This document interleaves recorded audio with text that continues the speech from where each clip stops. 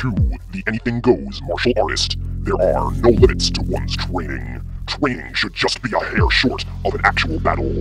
Anything less is a waste of time.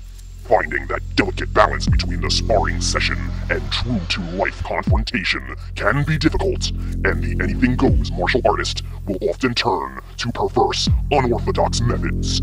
We've all heard of shadowboxing, a form of sparring with oneself, using the shadow as a mirror to one's ability, flawlessly mimicking one's techniques, pointing out the rough patches. The shadow is the perfectly matched opponent to any fighter. To be able to physically fight one's shadow would be an amazing concept. Imagine an opponent in sync with every one of your moves. Imagine pounding away at an impenetrable defense. Imagine fights that could feasibly last a lifetime.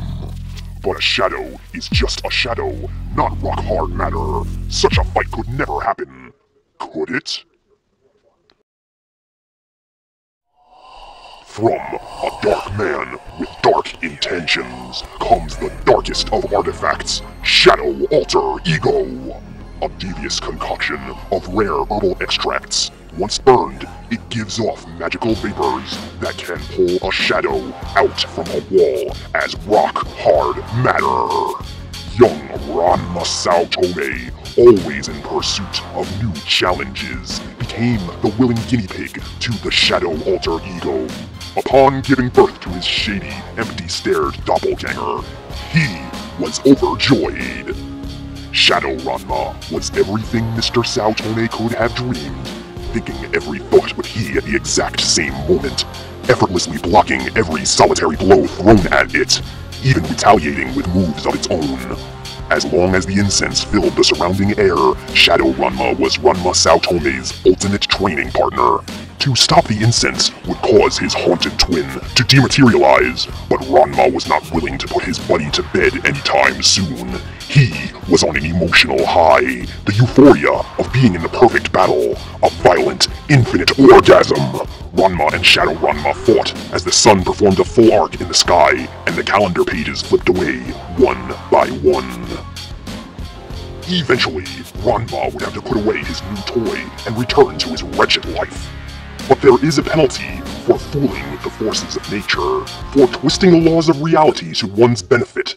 Suppose a shadow took on a life of its own. How would it act? What would its personality be like? A shadow is a reflection of light onto a surface. As with all reflections, it is projected backwards.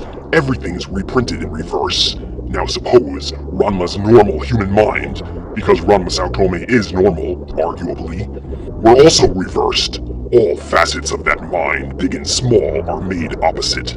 Imagine the degree of threat that would create. Likes become dislikes. Happiness becomes sorrow. Things of importance become irrelevant. Ranma has no desire to kill, hence Shadow Ranma does. Ranma has a moral governor dictating his behavior. Shadow Ranma does not, and it's anything goes 24/7. Ranma creates distance between he and Akane. Shadow Ranma wants to get closer. Love becomes hate, bravery becomes cowardice, charisma to aloofness, humbleness to avarice, lust to bloodlust, mouth to no mouth. This is the mind of Shadow Ranma, and now he is free from purgatory to wreak havoc on the Tennos, the Tomes, the world. This creature of pure darkness is a most dangerous adversary that must be stopped. But for Ranma to stop his counter-script, it will take something more than brute force. For Ranma and Shadow Ranma are so equally matched, a fight between the two would just go on, and on, and on, and on, and on, and on, and on, and on. Who knows how this monster can be defeated? What is its weakness? Is there no end to its evil?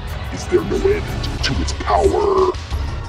Who knows what evil lurks in the hearts of men?